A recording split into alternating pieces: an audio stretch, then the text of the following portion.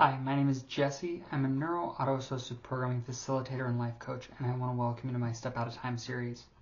Today, for our Mindful Monday post, I want to ask a question. What does it mean to forgive someone? And what is the purpose of it to our individual interactions and the relationships that we have?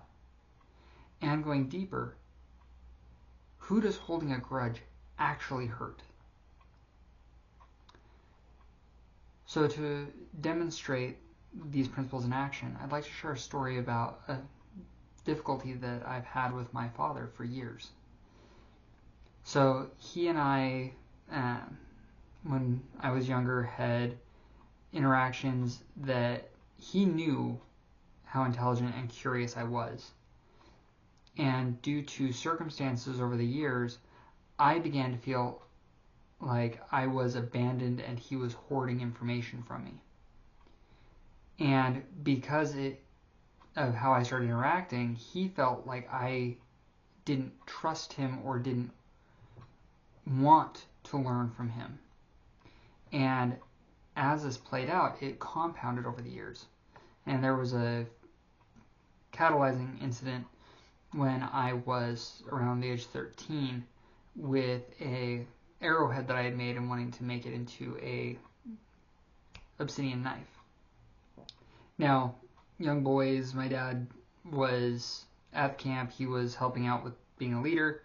He was somewhat exhausted after watching the fire for a good portion of the day and had asked me to wait until later.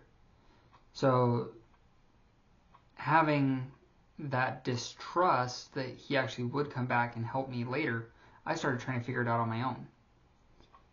And due to circumstances, I ended up accidentally breaking the arrowhead, which when he came back, instead of saying, "Oh, I'm so sorry," and helping to, I don't want to say undo, but address the situation to the best of his ability, I got the impression that it felt like he was saying, "I told you so." And that acted as a breaking point of our trust. And after that, it became very hard to feel like I could go to him for learning opportunities and experience. And that, in many ways, poisoned our relationship for years. And it wasn't until fairly recently, with some of the principles of neuro-auto-associative programming that I've learned, that I was able to go in and dissect what had occurred and why these emotions and relationship tendencies had occurred in our subconsciouses, and we were able to approach it from a point of forgiveness. And as we learn to forgive, as ultimately I'm the one who initiated the process with asking for his forgiveness and putting it behind us, we've been able to talk to each other and share information again and start healing that gap, that chasm that had developed between us. And I would invite you to analyze your relationships. Where is it that you have opportunities to look at what's happened in the past? Look at those that you care about, those that you love. Where may you be holding a grudge?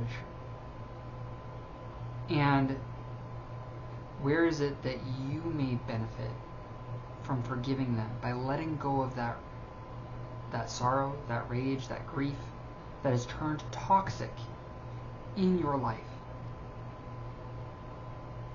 Where it has become a shame and a barrier for you to be able to grow and heal and build those relationships with those that you care about. How many of you hurt accidentally because you didn't know better?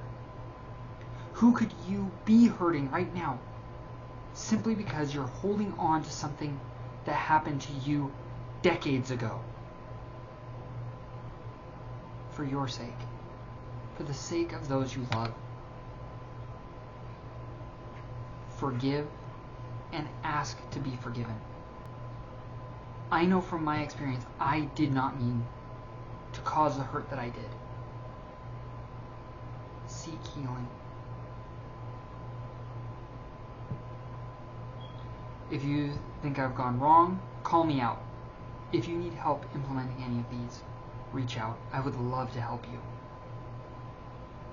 In the meantime, I invite you to like, share, and subscribe. Share this with somebody that needs it. And I look forward to talking with you later. Thank you for joining me today.